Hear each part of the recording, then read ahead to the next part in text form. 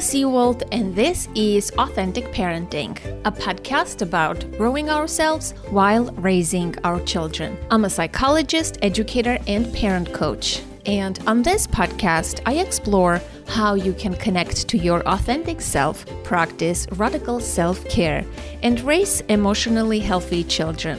Let's break the cycle of generational trauma for a more peaceful, kind, and compassionate world.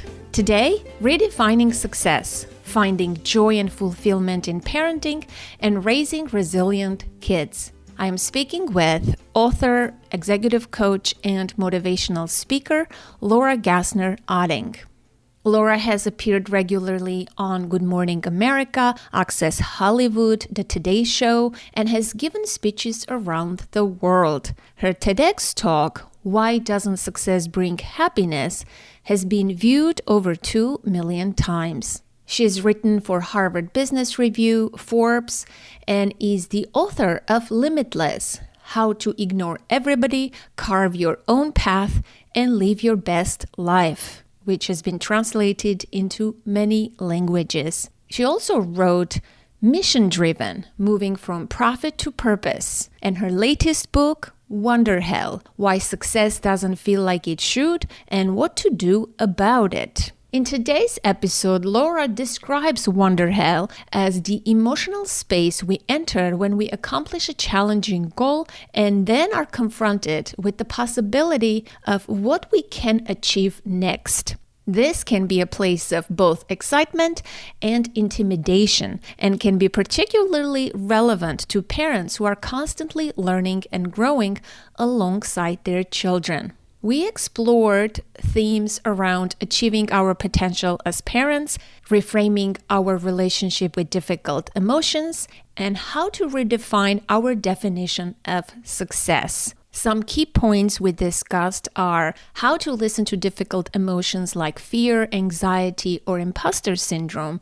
Instead of suppressing them, try to understand what these emotions are teaching you. Embracing their message can provide valuable insights. Why changing your internal dialogue matters.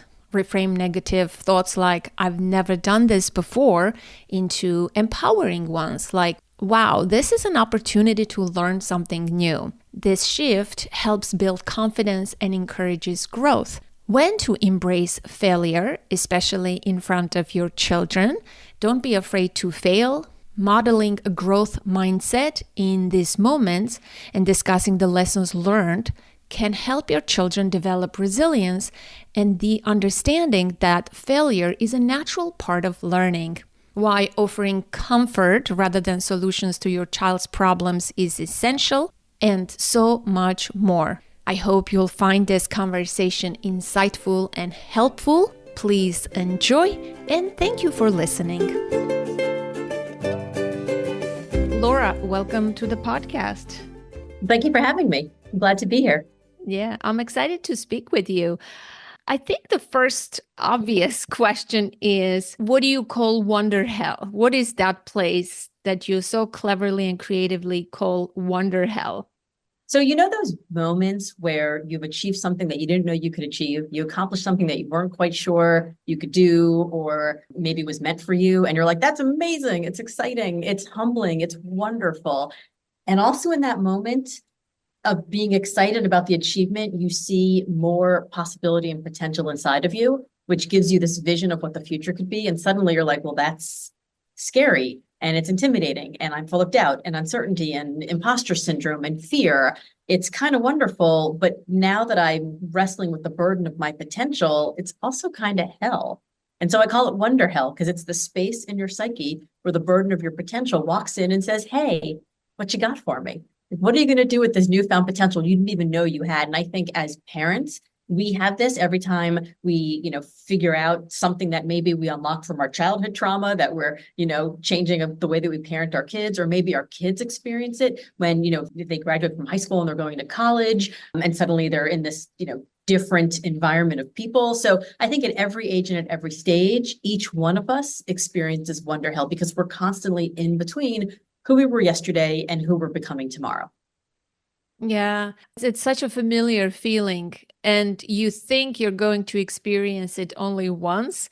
But as you mentioned in your book, it's part of the process. This is the deal. We need to become accustomed to finding ourselves in wonder hell. Yeah, it's very funny because when my last book, Limitless, came out, it did better than I expected. I was honored and humbled and thrilled that it debuted on the Washington Post bestseller list. And I did all this big media. And suddenly I was like, well, if I could do that, what else could I do? And I found myself in wonder hell. And so the pandemic hit. And during the pandemic, I was just going online to my community and in my newsletter. And I needed to keep creating content for people who were reading my stuff. And so after about, I don't know, 3 weeks, I got kind of bored of my own voice. And I just started inviting other interesting people who I've met along the way to have conversations with me, live stream conversations.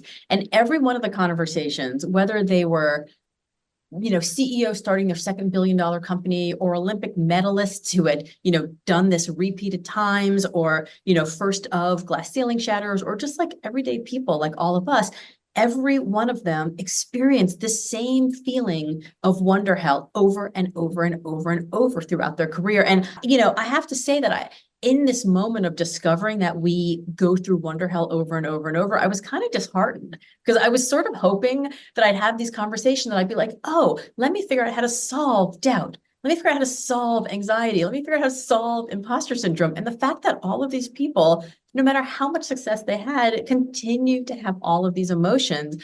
Again, it was disheartening to me, but it was also kind of liberating because I realized like maybe we're lucky to have those emotions. Maybe the fact that we're having those emotions tells us that there's even something else inside of us. And so rather than see these emotions as a sort of tsunami of stress that comes at us, what if we renegotiate our relationship with them and saw them not as limitations, but as invitations? And by doing that, it really shifted what these emotions help us access inside of us. I love that. Not as limitations, but invitations. You're right. I mean, fear, doubt, imposter syndrome, everybody experiences those feelings, uncertainty. And if we are not comfortable, we would never accomplish anything, right? Like I've always thought about fear, particularly that I've never done anything in my life where I was fearless. Fear was always part of it, but it's like we always want fear, doubt, uncertainty not be part of it so that we can do things, we can achieve, we can perform. So, how can we, on a practical level, what have you found for yourself in terms of making ourselves lean into that discomfort of the feelings? Yeah, well, so the first thing is to recognize that the space of discomfort is the only place we grow, right? So if we want growth, we're just going to have to know that discomfort happens. Like that is just, it is not a sling or arrow that we have to push down and swallow up and shove away and muscle through and rise and grind, right? Like it's not something that we should pretend doesn't exist or that we should try to just ignore until we pass through it, but actually sit and listen to it. So the people who I talked to who didn't just survive wonder hell, but who thrived in it, they stopped and they listened to these emotions. They said, what is the fear teaching me? What am I afraid of? What's the point of friction? What is the thing that makes me the most uncomfortable? And they explored the emotions, what Susan David calls emotional agility, right? They spent time in being agile about the emotions. Am I scared or am I just trepidatious of this one thing? Do I have trepidation or do I just not have enough data? So that's causing me a lack of anxiety or that's causing me a bounty of anxiety. So what is the actual emotion that we're feeling? And when they stopped and they listened to the emotions and they learned from the emotions, then they could actually work through the emotions. And, I know this is the Authentic Parenting podcast. So I'll tell you, like, as a parent, this has helped me whenever my kids are like, I have anxiety. I'm like, well, maybe you have capital A anxiety. Maybe you're just anxious about this thing. And I want to be really clear. Like, I think capital anxiety is real. It exists. People should take medication. Everyone should get therapy. That's awesome. But also, it's okay to feel lowercase anxiety from time to time about things because that's how we learn what we want to do, what we don't know we're capable of. I mean, it's not like our ancestors outran the brontosaurus because they heard it coming. They outran the brontosaurus because they were scared that it might be coming. So they got a head start, right? Like anxiety keeps us alive. So we shouldn't have to work so hard to always feel comfortable when in fact we should be inviting some of that discomfort in and saying, what can I learn from this thing? Then once we've started thinking about what that emotion actually is, the best way to deal with it is then to gather more information. So the people that I spoke to, let's take imposter syndrome, for example, because all of us, every one of us has experienced this feeling of imposter syndrome. So we take imposter syndrome. When we have imposter syndrome, it is this feeling like we don't belong. You're an imposter. Maybe you should leave. You have a syndrome. Maybe there's something wrong with you. You should lay down, right? Like there's something wrong with you. When in fact, imposter syndrome is just the feeling we get when we get somewhere that we never thought we'd get to. When we get somewhere where there isn't anyone else maybe like us, where they haven't seen it before. Amazing. People that I spoke to didn't say, oh no, I don't belong. They said, oh wow, how awesome. It's not, oh no, I haven't done this before, but oh wow, I haven't done this before. And by changing that, that allows them to not know information, to have to ask questions, to need to build a network, to do all the things that they need to do to get better at this thing they've never done. And what every one of them told me was, I hadn't done anything else I'd ever done before. So I had imposter syndrome then, and I asked questions and I built networks and I solved problems. And if I was able to do it before, then logic says I'll probably be able to do it again because those same skills that I used are directly transferable to what I'm doing right now. So that's the way that we can listen to the emotions and understand what's underneath them so that we can actually grow through them. So what I'm hearing is our language, the way we frame things or reframe things matters a lot. It changes our experience.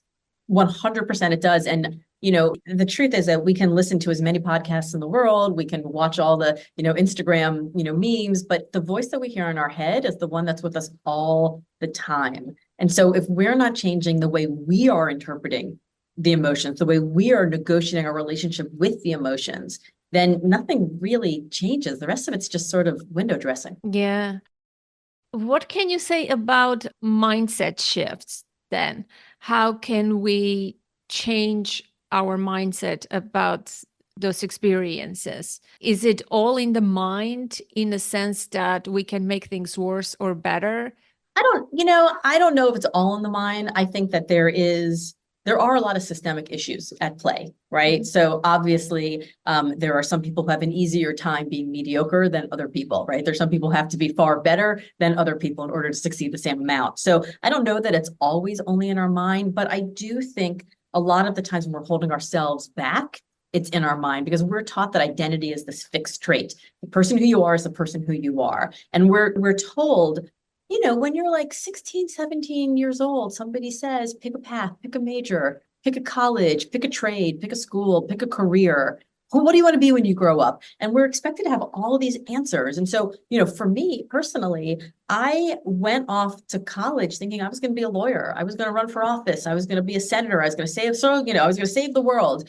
And it turned out I didn't actually want to do that, but I didn't realize that until I got to law school, where I was in absolutely the wrong place because I never stopped to say, well, is the person I thought I was going to be at 7 or 8 or 17 or 18 the person who I want to be at 27 or 37 or 47? It's not. Like, we grow and we change and our frontal lobes form, right? Like, you don't have a frontal lobe when we're answering this question. What do you want to be for the rest of your life? We literally don't have the capacity to make good, logical, sound decisions when we're asked to make the most important decision that's going to affect the rest of our lives. So I think it's not that it's all in our mind and it's all about mindset. I think that we have to remember that identity is malleable and we have to have some, neuroplasticity around who we are and what we want to be. The first thing. The second thing is it's not as easy as just shift your mindset, be optimistic, be brave, be confident. Like, I used to think that people were just born confident. Some people are confident and other people are not. And it turns out that nobody comes out of the womb super confident. That is a learned behavior after demonstrated patterns over time. So I'm a marathon runner. I'm 53 years old. I'm a marathon runner. I've run 7 marathons, but I ran my first mile of my life when I was 40. Right? I was never athletic growing up. I never liked to sweat. I had every excuse in the world to get out of gym class, but I ran my first 5K at 41. And then I ran my first 10K at 42. And I ran my first half marathon at 44, right? The reason that I did it was because I ran my first mile. It took me 6 weeks to run this mile. And like without stopping, without hurling, without, collapsing, 6 weeks. But at the end of the 6 weeks, I was like, oh, I just ran a mile. And I was so hopped up in endorphins that I was like, maybe if I strung 3 of those together, I could do a 5K. And then it took me 6 more weeks to do the 5K, and then 6 more weeks to do the 10K. But I don't wake up one day at 40 years old and say, you know what? I'm confident I'm going to go run 7 marathons. A confidence came from competence. And so I don't think it's as simple as a mindset shift as it is an individual decision every single day that is moving towards progress on goal. And eventually those decisions and that progress stacks up and gives you a pipeline of facts. And that it's hard for your emotions, your uncertainty, and your insecurity to argue with the facts that you've now been presented. If you line them all up and write down what you've achieved, it becomes very clear that you're probably able to achieve a whole lot more as well. Yeah.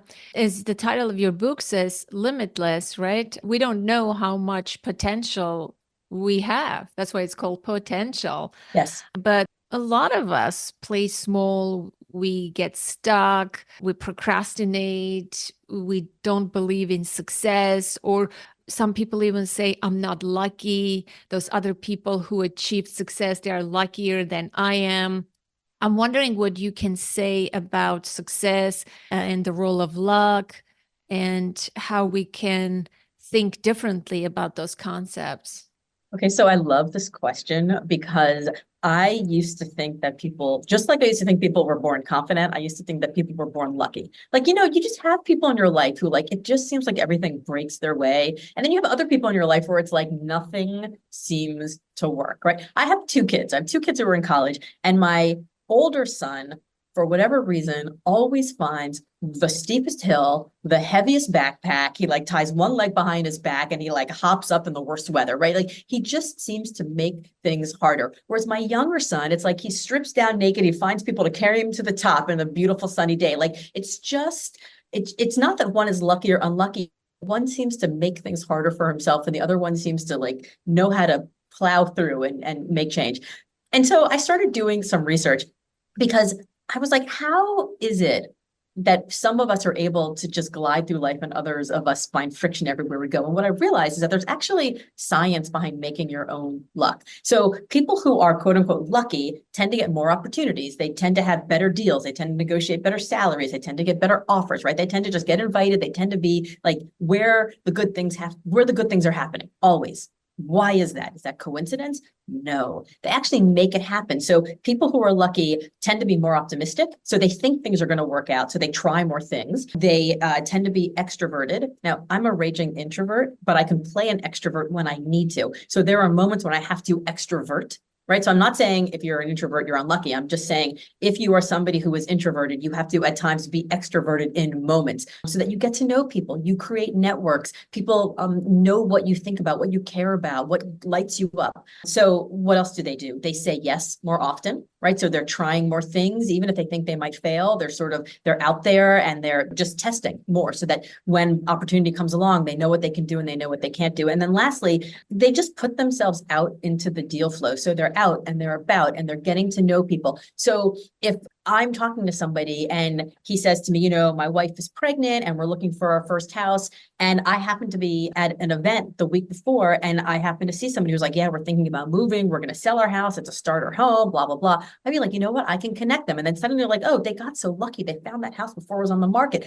They didn't get lucky. It was just that both of those people put themselves out there. And because of it, I was able to make the connection because they were in quote unquote the deal flow. So I think it is uncomfortable to put yourself out there, right? It is uncomfortable to take chances. It's uncomfortable to fail. It's uncomfortable to tell people what you're looking for. But if you want to be a luckier, quote unquote, luckier person, you have to act like a lucky person acts. And how do they act? They act like somebody who is optimistic and goes out and tries things and puts themselves out there. It's interesting, the part about extroversion, introversion. I am an extrovert, and oftentimes people associate extroversion with confidence. So I am fearful, I am anxious, I am this neurotic person deep inside, right? I know myself. But because I'm an extrovert, it gives a different, perception. It puts something out there that I didn't know about. So I run a book club and, we had this exercise the other day in our book club. And, my question was, what are you confident about? And I said, oh my gosh, I'm not confident about anything. Like I'm always scared. I'm always fearful, anxious, neurotic. And everybody looked at me. They said, you're the most confident person we know. I said, are you kidding me? So it didn't resonate, but I thought about it more. And I said, I think that's the extroversion because I put myself out there. I am positive, optimistic, extroverted. People think she's super confident. Look at her. They don't know what goes on in my mind, right? So you know what's funny about that is that, as I Yeah. mentioned, I'm deeply introverted. And people think, and I'm full of I'm like a big giant bag of neuroses and insecurities. I have rejection issues out the wazoo. And people always think I'm super confident also. And I think the thing is that we all think everybody else is just more confident than we are. Is I think what it actually comes down to. It's not that they think extroverts are confident, or if you're quiet and you're introverted, like you don't have to, you're like confidence is quiet, insecurity is loud, or whatever it is that they say. I think we just all assume that everyone else who is doing a thing that we're not doing is more confident. Like I'd be like, I don't know, you started this book club. I don't know if I could start a book club. What if nobody comes? Again, rejection issues, right? So you must be more confident than me, but you might be like, oh, look, she's writing these books and she's speaking and going on Good Morning America. She must be confident. No, like I think it's just you had more risk tolerance for the thing that I had no risk tolerance. And I think honestly, it's just that. And that's why I think social media is so damaging for our kids, because our kids are comparing their bloopers to everybody else's highlight reels.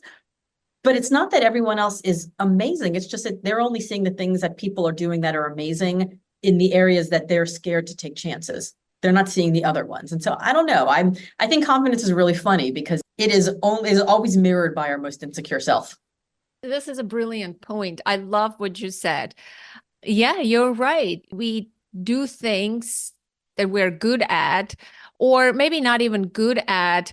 We know we can succeed perhaps based on previous experiences, or there's something about doing certain things. Like I put out live events and everybody's like, how do you do that? Oh my gosh.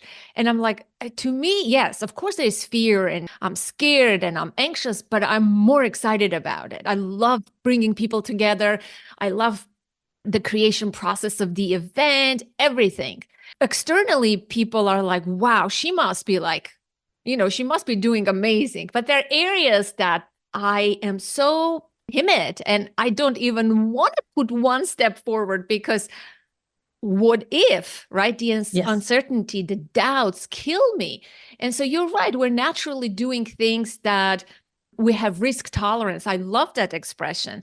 So how could we help our children develop risk tolerance?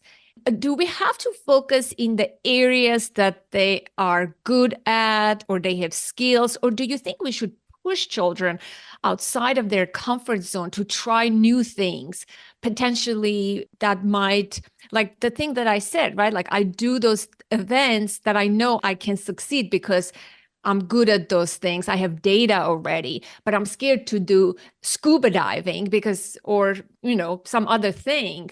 Do you think I should nevertheless try those other things? Or I don't know. What's your take on that? I mean, I think you should.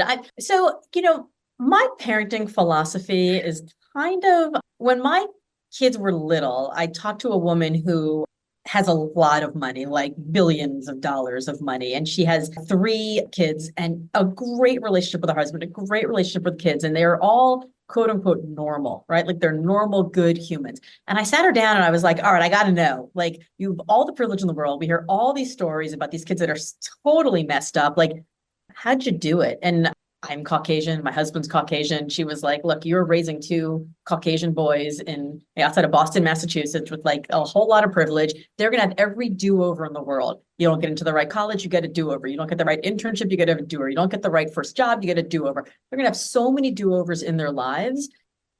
The only thing you don't get a do-over for is emotional health. Like your only job as a parent is to get them from here to there emotionally sound, feeling loved, feeling seen, feeling respected, feeling safe. Like that's it. The rest of it is just noise. And so if you raise kids who feel that way, and I say loved and seen as sort of two different things, I think there's a million miles between like, you're a good kid, I love you, and I see what makes you weird and different and unique and funky, and I love you for that too. Like, I think that's a big difference. So all of that is prefaced to say, I don't think that pushing my kids outside their comfort zone does anything other than create a wedge in between us of them feeling they're not living up to my standards. I saw an Instagram post the other day that said something like, you're not the daughter I raised. And then the kid was like, I'm not the result you wanted. And I was like, hit like brick by the side of the head. That's deep. And so what I've tried to do in my life instead is I've just tried to role model it. So yes, I think you should go try to scuba dive, but you shouldn't just go scuba dive. You should talk about, this is what I'm going to do. And I'm really scared. And I'm also really excited. And so here's what I'm doing to deal with the fear. And then here's what I'm also doing to get even more excited. And do you want to come along with me on this journey, right? I think the role modeling, I think kids see what we do way more than they listen to what we say. I mean, I was raised by parents who were incredible parents. They loved me. They were great, but I never saw them fight. I never saw them fail. I never saw them sick. And the first time I failed at something, the first time I couldn't do something well, the first time something was hard, I was like, I must be a complete loser because my mom and my dad never had these problems. Like, why am I having these? Why can't I live up to it? And so I think bringing our kids through the journey of what we're trying to learn and how we're trying to grow, and not just seeing the result, but watching sort of the step-by-step along the way, because the result is really very short and ephemeral. And we're not raising them to just only have satisfaction in those result moments, but to really take a lot of identity and self-worth from the journey of it all. The term that I've been thinking about lately a lot, which is self-worth. And the thing that we're talking about, right?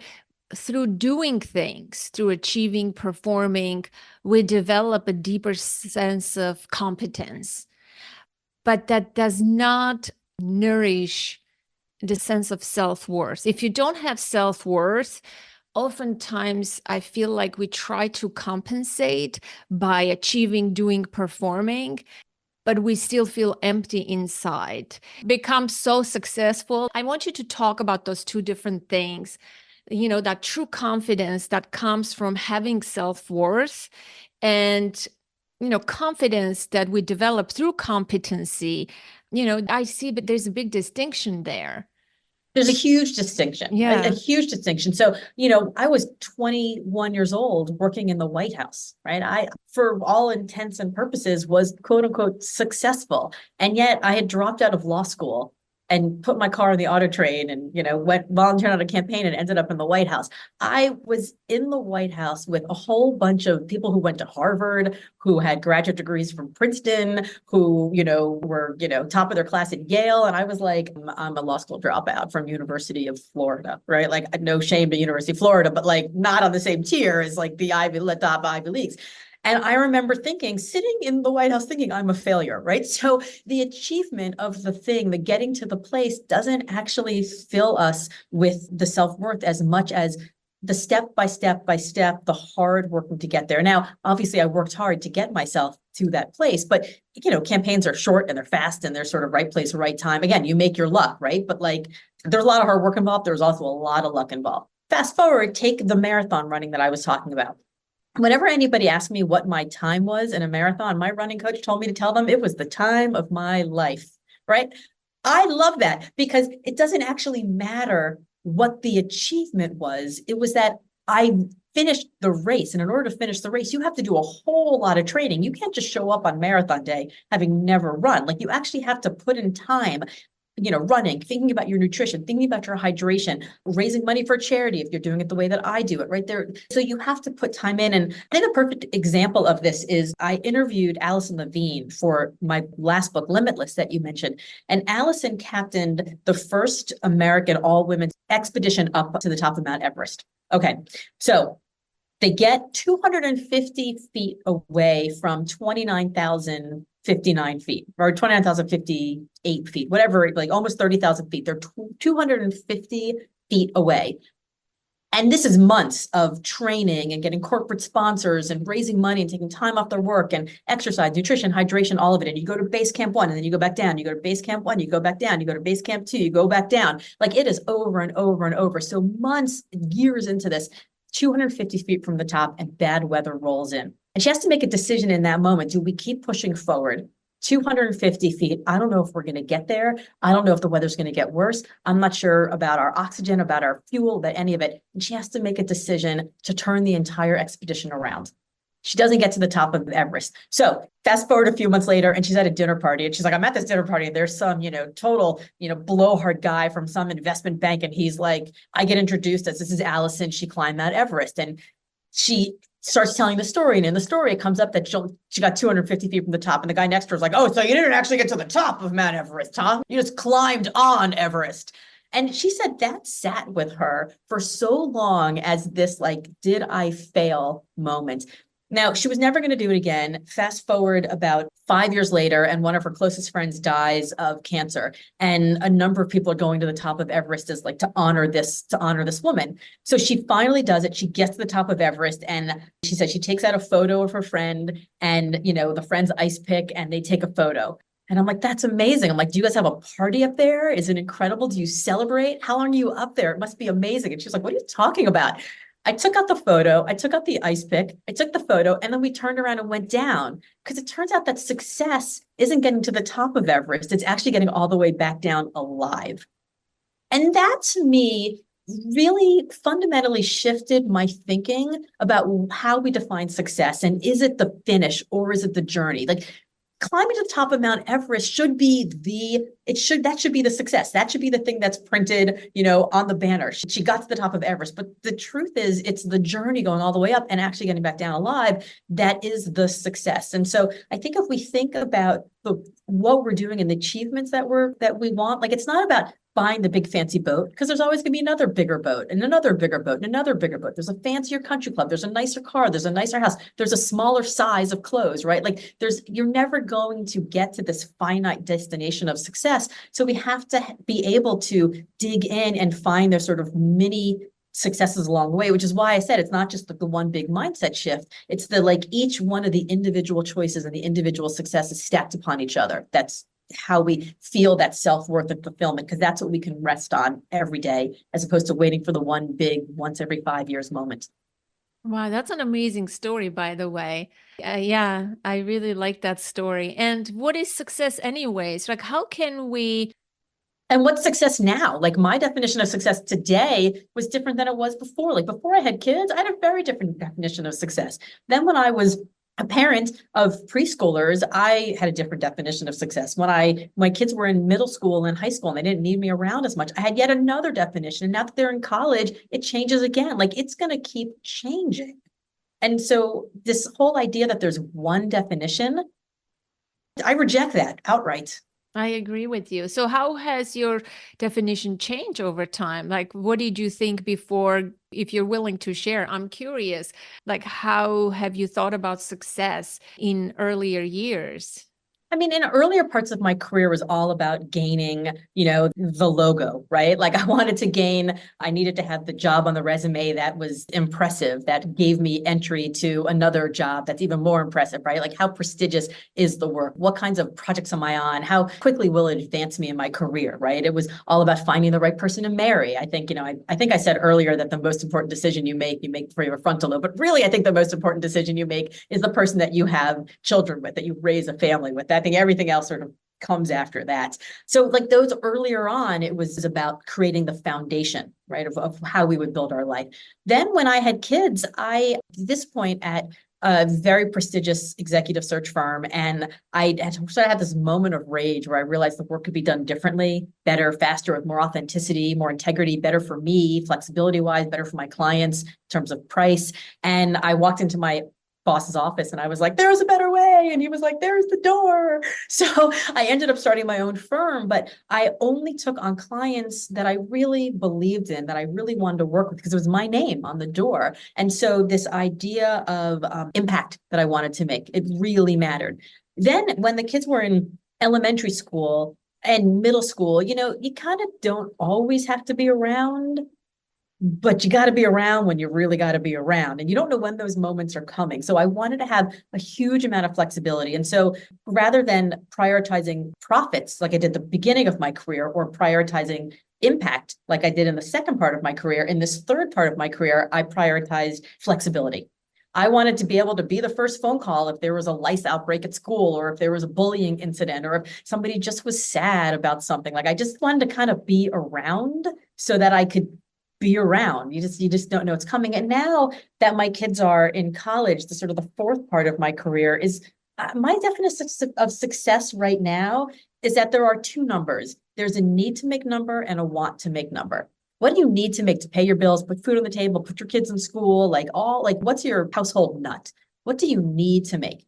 And then there's the what do you want to make number, which is like, how fancy are your vacations? How nice is your car? How much do you give back to your community, right? There's sort of two numbers. And my definition of success today is that everything that I do above that need to make number, in pursuit of that want to make number, is driven not by greed and hunger and ego, but by joy and curiosity. I don't know what the next definition will be, but that's where I am right now. I love this. I love this. I love the shift in mindset. That's what I'm taking away from this, in how to think about success, that it's an ever-changing concept, and at every stage of your life, especially for moms, for women, Especially for women. right? Because we are responsible for raising the kids, Or whoever's the primary or caregiver whoever at is the home, right? primary, right? Still, it's kind of moms. I love that there is flexibility, like you're not sticking to one idea of success, which could be a hindrance because your life has different, throws different curveballs. And if you are, if you were clinging to impact while you didn't have the flexibility and all of those things where your kids were in middle school, you would be so dissatisfied. You would have an inner conflict. Absolutely. And now I should say, like, I do believe that you can prioritize impact, flexibility, or freedom. I think you can pick one at any given phase of your life. And maybe you can sort of pick two as a tiebreaker. Like, what do I want to do on this thing? But it's very hard to do all three at the same time. So I think you pick two: impact, flexibility, and profit. But I just want to say, because I know that there are probably some caregivers, parents who are listening, who are like, well, that's all well and good for her, but like, how do I go back into the workforce if I'm home right now with my kids? So I do want to say, I spent 20 years in executive search. So I'm an unimpeachable source on looking at people's resumes and thinking about their careers. The work that you're doing in your community, whether you're on the PTA, in your place of worship, whatever, like in a community, clean up the park effort, whatever it is, all of those things you're doing are all skills that you're gathering. So if you're organizing volunteers, if you're raising money, if you are dealing with logistics, if you're putting on events, all of those things, even if you're not paid in salary for them, are all still things that go on your resume when you look for the next job when your kids are grown. So I just want to make sure that, like, shout out to the community volunteers and the class parents, because that is yeoman's work. And I would say that, organizing volunteers is probably easier than managing staff. Or sorry, it's harder. It's harder than, it's much harder than managing staff who have to do it because you're paying them. But like volunteers, they can just not show up. So shout out to the PTA parents. Yeah, yes, agreed. How about failure? How do you think about failure? And how can we help our children, help them think about failure in a more healthier way? Well, by failing in front of them from time to time, I think is really important. And I said also letting them fail. So my older son, the one that I said, puts all the heaviest rocks in his backpack and climbs the steepest hill, he is a junior in college, right? Or I guess he's going into his senior year in college now. So he was applying to college right during the pandemic time. And he went to go take his SAT and forgot his driver's license. Just didn't bring his ID with him. So guess who didn't get to take his SAT? My son. And my husband, who drove him, was like, this is a disaster. This is horrible. I was like, no, it's not a big deal. There's another SAT in 6 weeks. This is a low stakes mistake. He will never make this mistake again. That was in late February of 2019. Guess who didn't get to take an SAT to go to college? My older son. So I say that because just to demonstrate that for the most part, there are low stakes mistakes that our kids will recover from. They can feel the pain. They can feel like failures. It's okay if they realize that they messed up. And then there's high stakes mistakes like driving drunk, right? Like there are small stakes and big stakes. So I think we need to let our kids make some of those small stakes mistakes on their own and not yell at them for them, but talk about like, okay, so what'd you learn from this? What are you going to do next time? What's your plan? I think failure is not finale, it's fulcrum, right? It's the place from which we learn and we grow and we iterate and we change and we innovate. But all too often, we think of failure as two things. Number one, embarrassing, because everyone's looking at me and they're all going to think I'm an idiot. And number two, like the end of the world. And it's just not the case. So I'll give you two quick things on that. The first is failure being embarrassing. My favorite quote from Eleanor Roosevelt, which is kind of like picking your favorite child, right? Because there's so many. My favorite quote from Eleanor Roosevelt is, "We would worry much less about what people thought about us if we realized how seldomly they did." Nobody cares. Nobody's paying attention. In the same way that everyone thinks you're super confident and they're all super insecure, we're also busy looking at ourselves that we're not paying attention to anyone else to even notice if anybody else is successful or not, which is why we think everyone's an overnight success. Because we're not watching the days and the nights and the weeks and the months that they're working so hard towards that goal. We just think they just woke up one day and they can do it. And we can't, because how can I run a marathon? Look at Laura. She runs 7 marathons. No, Laura, fell on her butt like a billion times trying to actually run a mile, right? But you didn't see that part of it. You only saw me post on Facebook about the marathon medal. So that's the first thing. We think that it's embarrassing. The second thing is that we think it's finale. We think it's the end of the world. When I was at that search firm, I worked for a guy who ran maximum security prisons in his former life before becoming an executive recruiter. Maximum security prisons, like that's where they put the murderers. Okay. And I walked into his office one day because we had a candidate drop out of a pool. And I was like, "Dave, we have an emergency." And he looked at me. He's like, "Laura, sit down. Is there anybody on this side of the wall that should be on that side of the wall?" And I was like, "What? No." And he goes, "Does anybody have a gun or knife who shouldn't have a gun or knife?" And I was like, "No." And he goes, "Is anybody bleeding?" I was like, "No, what are you talking about?" He goes, "Then we don't have an emergency. We have a situation. We probably have an inconvenience. Let's talk about how we move forward." And I was like, "Oh, okay." So I think perspective helps. So it's not embarrassment. It's not finale. It's just an opportunity to learn, right? It's fulcrum. It's where we grow and we change and we iterate and we innovate. Love that. It's not crisis. It's just a situation. Just a situation. How do we discern what's low stake, or high stake for our kids to fail, right? Well, obviously, like drunk driving is a terrible idea. You don't want your child to experience that and, so that they can learn a lesson. But what have you used in your parenting to help you in that process, in that discernment process? Because a lot of people want to rescue their kids. They don't want their children to hit the wall, fail, or they want to save their children from pain, right? Which is not a bad thing, right? The intention is great, but what's the cost? So, but how do we discern, I want to know what your thoughts are on this. I mean, the question I usually ask myself and my husband, and then eventually our kids, is what would happen if you fail? What would failure mean? And failure drunk driving means that you will kill somebody or yourself, right? That's a pretty big failure. But let's take drinking, right? So again, my kids are both in college now. They were in high school. There was high school drinking that goes on at some of these parties. Am I going to say you're never allowed to drink ever? No, because then they hide it from me. And then the biggest trouble I got into when I was younger was when I was doing something I shouldn't be doing and I tried to hide it from my parents. Like that's when I got in trouble, because it's in the hiding of it that you like, "Oh, I'm fine. I'm going to drive home." Right. It's the hiding of it that where a lot of the problems happen. So I'd rather them have an open conversation with me. So, okay, fine. If there's going to be drinking, where do I want the drinking to be? I'd rather be in my basement. Okay, what do I want the drinking to be? I'm going to be around. I'm going to walk through the basement every once in a while. The minute people come over, like I keep all the keys. Nobody's driving home.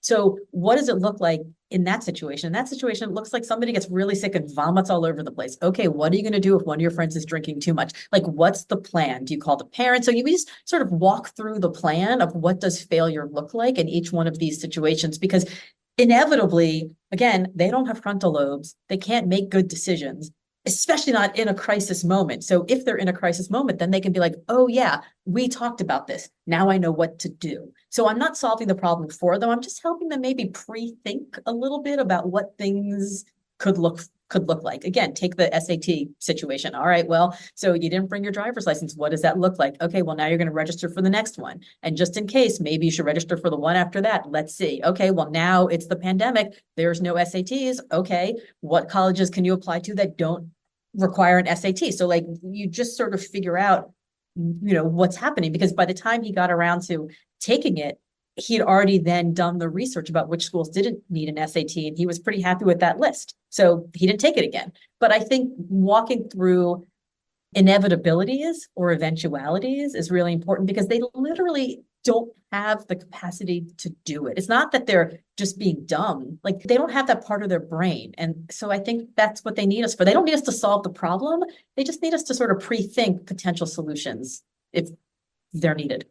Yeah, I'm nodding along. I want to go back to something that you said, that you never saw your parents fight. You never saw your parents fail. You never saw them do all of those things. What did you learn from that? I mean, how did it, you mentioned a little bit how it affected you. I want you to talk about this a little more. Did it induce anxiety in you? Did you see your parents as gods and you were disillusioned one day? I mean, it was the 80s. I think I was raised with, my parents are great parents. Again, loving, safety, providing for me, all of it. But it was like a lot of benign neglect. Like I'm a Gen Xer. Like we were raised, it was like, go drink out of the garden hose, come home when the lights go on the street. Like if you can find a better option for dinner from one of your friends, give me a call and let me know you're staying over for dinner somewhere else. Like that was kind of how that's kind of how I was raised. So I'm much more involved in my kids' daily lives, but I don't know that they feel any more loved than I felt. Like I didn't create anxiety for me. I didn't think they were gods. I didn't know any different. All I thought was like, this is how parents are. I assumed everybody else's parents were exactly the same way. I didn't know that, somebody down the street was food insecure, or somebody else down the street had a father who drank, or somebody else down the street had a mother who walked out. Like we're all just raging narcissists in our teens. Like we literally don't have a clue of what else is going on. So I don't know. And then, by the way, in the same way, I also didn't know that like no other parents showed up for, or that everyone else's parents didn't show up to chaperone or to like do school pickups. I just assumed it was happening.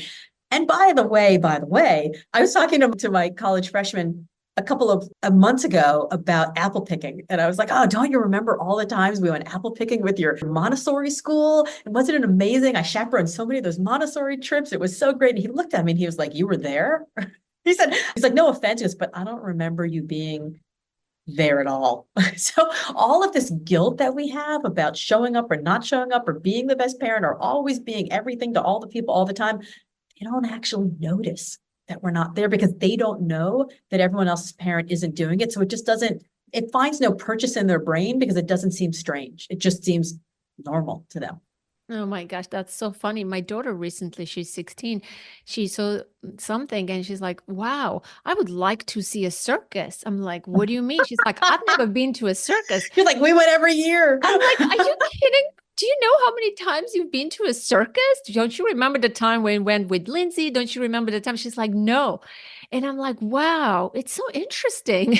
Okay, so the conversation continued. And then he said, but I probably think that I knew, at least on some level, that you were there for me. And probably the relationship we have today is based on the fact that I knew that you were there, which, can be anything. It can be taking him to the circus. It could be the apple picking field trip. It could just be like being around on the weekend if you've got an 80-hour-a-week job and just being present for your kids. So I don't know. I think we got to give ourselves a little slack. I love that your podcast is called Authentic Parenting because I don't know how to be any other parent than I am, than just being my authentic self. And, I am super intentional about walking my kids through the process of, I've never written a book before. I don't know how to do it. I'm doing national television. I'm scared out of my mind. Let's see what happens. But it also means that they can really see you and celebrate you and be brave because they know you've done it too. I was on Good Morning America when Wonder Hell came out. It was the fourth time I'd been on. And so, I know Robin Roberts at this point fairly well. And they built this gigantic set for me. It was absolutely insane. You should link to it in the show notes. It's like this crazy, I wasn't nervous. Again, fourth time I was on until I walked in and I saw that set. And then all of a sudden it was like Niagara Falls came out of my armpits. I was just like, oh my God. So right before you go on live national television, the producer's like, okay, don't forget, it's 4 minutes. And it's live television and Robin's going to Robin. So good luck. And they like send you out there and the cameras start rolling and you're like, oh my God. And now you've pre-rehearsed like a 4-minute thing that you're doing where like she asks question, you answer, and it's like all very specific with like the cryon below that's going to say the thing.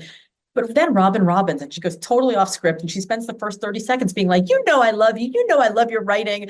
And so I walk off afterwards and I'd like basically blacked out during the entire segment. I walk out and my son had come with me. And I said to him, I was like, I don't even know what just went on, but I think Robin said she loved my writing, that she loved my writing. And he goes, yes, she did. And I go, and I think she said she loved me.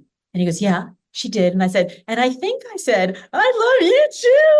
And he goes, yep, you sure did. But because I had gone into that not being like, I'm so confident this is going to be awesome. And I was like, oh my God, I'm going to be a spastic moxie-filled weirdo. What's going to happen? He was like, yep, you sure were. And it became this really funny memory that we have together. And I think being authentic about what we're going through and what we're trying to figure out gives them space to be authentic about what they're going through and what they're trying to figure out. It just creates a conversation. And I'm just never going to be convinced that more conversation with our kids is bad. Yeah, I agree. So how should we conclude this wonderful conversation?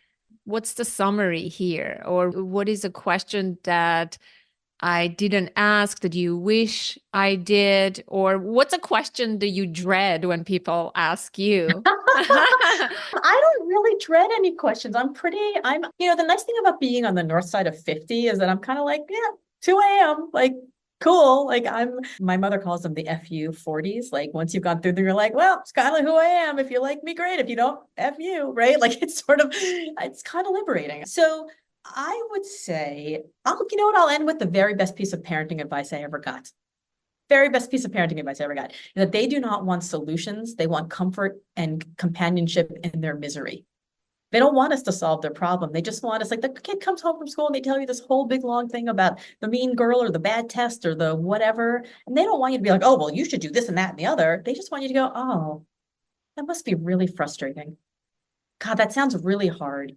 And then they're like, oh, yes, it is. And they suddenly feel like validated in their feelings. And then after that, you can be like, well, if you want to like brainstorm some solutions at some point, just I'm here, whatever. But like, God, right now, oof, that's terrible. And they're like, yeah. And then like within moments, they're like, yeah, what should I do? And then you can have the conversation. So just that, like taking that one moment to like see them as opposed to just trying hard to love on them, like just see them for a moment and it changes everything.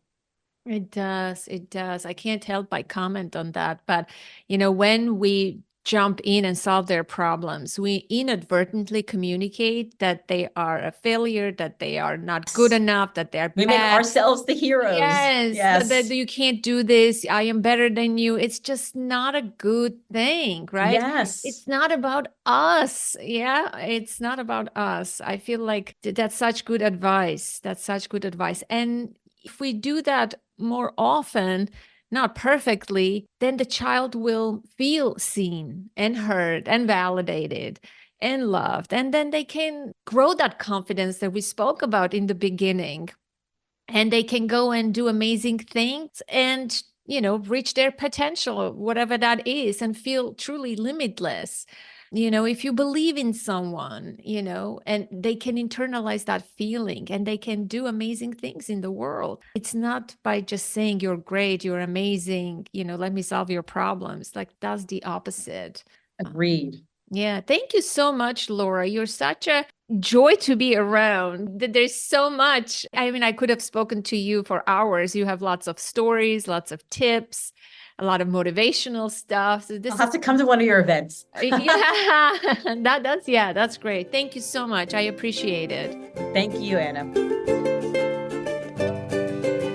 That concludes today's conversation, my dear listener, and I hope you found this episode helpful and inspiring. Be sure to hit that follow button so you don't miss future episodes, and take a moment to leave a rating and review. It really helps others find the show.